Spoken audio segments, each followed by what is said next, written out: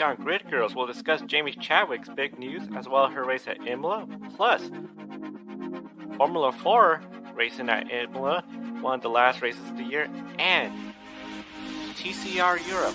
A lot of action in Imola, all right here on Grid Girls.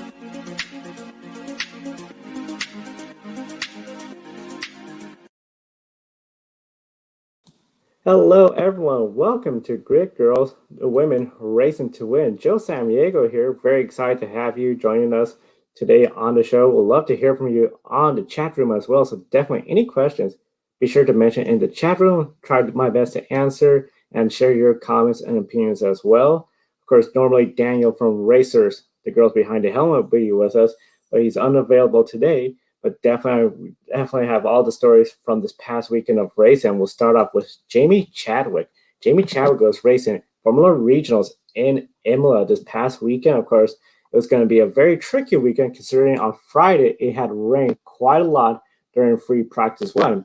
She found herself very close again when it comes to pace. She was running around P7, but could have easily been in the top 6 during free practice. And then, of course, in free practice 2, we saw it even more challenging when it became mixed conditions after some of the rain had dried out and you had a track that was drying out, but still had some very cool temperatures.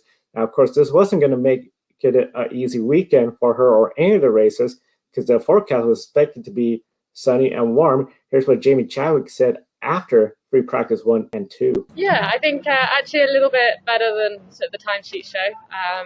Yeah, both sessions obviously quite mixed conditions. I don't think we quite got a lap in when we could have done. So yeah, actually quite positive. It's actually looking dry for the rest of the weekend, so not probably too representative today, but still nice to be able to make a bit of progress from previous weekends and yeah, have a better showing. It's your first time here in Imola, right? Not first time here. We tested her last week, but yeah, first time racing. So there was Jamie Chadwick explaining on how with the drying conditions, essentially once we saw better weather throughout the rest of the weekend, it will make the rest of the weekend a little bit challenging. And we saw that for her and everybody else, as we saw in the qualifying, because of the rains and the mixed conditions the day before. Qualifying was a bigger challenge. Overall, Jamie Chadwick for the 3 races, 9th place, 10th place, and 10th place. So it was a difficult session for Jamie. And she later said that her weekend was compromised in qualifying and was just really hard to pass at Imola. Of course, Imola, we all know, a very tricky track.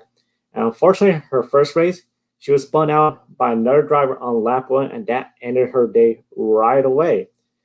It's race 2, on Sunday. She rebounded, got in 9th place. That's 1 place up from where she started. She was battling for a higher position even, but came in 9th place, and of course, that's points. But then on race 3, very similar. We saw a 10th place finish. Made some improvement pace-wise. In race 3, she was pretty consistent and not bad from the drivers that were in the top of the spots as well, running up front. So definitely was one of those weekends for Jamie. Might be one of those weekends, don't exactly want to remember, but those challenging conditions made it really tricky.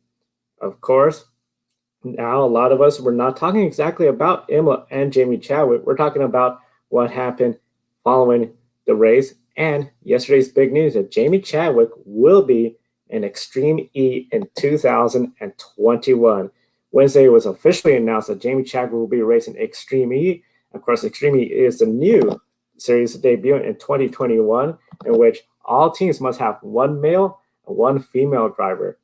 It was one of the things where with the gender neutral rule, we're definitely going to be seeing more female drivers racing here. We know we already have Katie Manning with Andretti Autosport, Sarah Price with Ganassi Racing. Of course, Ganassi Racing and Sarah Price both based out of the United States. Now we have Jamie Chadwick, 3rd female driver announced. She's going to be with Velocos Racing. Definitely very exciting to see her, but for many, a bit of a surprise. Of course, Sarah Price, Katie Manning, they both have off-road experience. When it comes to Jamie Chadwick, racing on tarmacs, open wheels, of course, W Series. So to make this leap into off-road racing, a brand new series, but the off-road racing is not going to be a point A to point B like we see in World Rally Championship, but rather 1 lap. So there is going to be an element of laying down a fast lap, trying to get that experience, and of course, you're going to have a teammate. So definitely want to hear from you in the chat room. Who do you think will be the perfect teammate for Jamie Chadwick next year? And what are some of the other female racers you love to see enter Extreme E? So definitely it's going to be very exciting to see. Still, 6 more female drivers are yet to be announced for the 2021 season. There are 3 races, March, May, and August.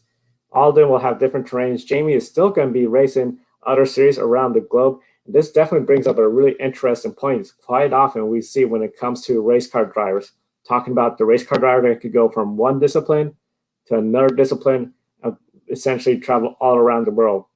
2021 looks like Jamie Chadwick might be living the dream for a lot of race car drivers. Competing in Extreme E, we know she has plans to race in the W Series. If she's doing another series, that's 3 different racing disciplines, 3 different series Jamie Chadwick's doing. That is just really great experience for her, being out there racing week in and week out. And that is just something so many drivers wish they could do. And definitely it's really exciting to see Jamie Chadwick. Of course, Jamie Chadwick last year, first W Series champion. This year, making the best of everything going on with the pandemic, Formula Regionals, and next year is already looking really good, especially with Extreme E. Definitely very excited for Jamie Chadwick next year. Another racer that was in Imola, Hamda Al Qubaisi. She was racing the Italian Formula 4 race that weekend. Of course, very similar to what Jamie Chadwick experienced. Free practice 1, free practice 2, wet conditions, mixed conditions.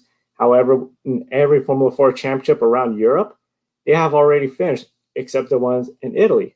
So they had a huge grid, 34 cars on the track. So there was a lot of stiff competition there.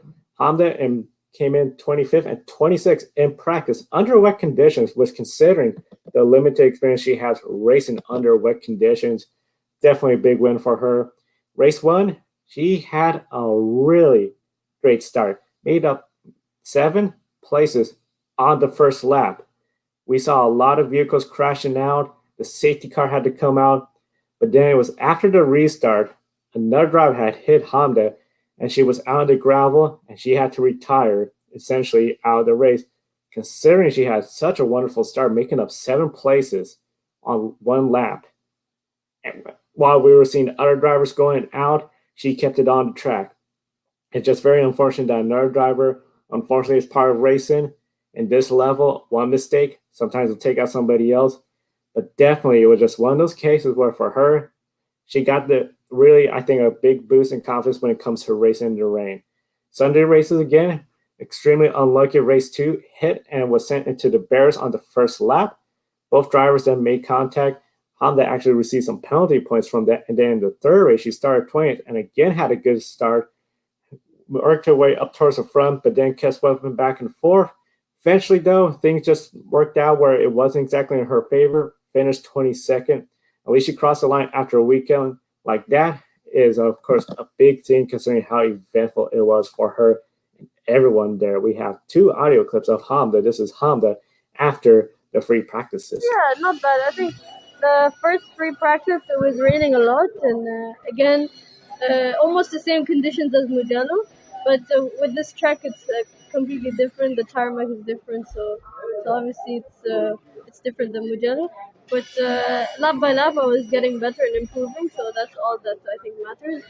And there was a few red flags and full course yellows during the first free practice, so I didn't have much time on track. But I think it was okay. I think I was P25. Yeah, 4. Yeah, exactly. And then in the second free practice, I wasn't too bad in the beginning. I was around P12, but then I had a big mistake while I was pushing into sector 1, and I ended up in the gravel, so I couldn't continue. And the track got better, but I wasn't driving, so Yeah.